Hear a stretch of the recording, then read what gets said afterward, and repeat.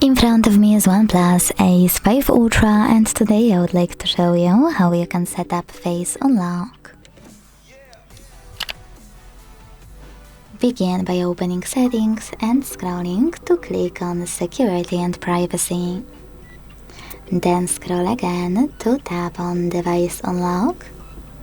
Hit fingerprint and face unlock, and finally hit face section under ways to unlock. Enter your screen lock. Hit add now, keep your face in frame and follow all of the instructions from your screen.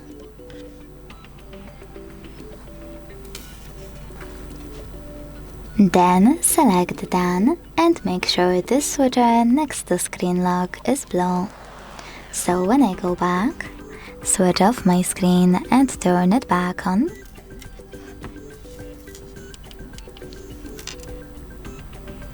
I can that face unlock is working properly. Thanks so much for watching. If you enjoyed this video, leave a like, comment and subscribe. Bye!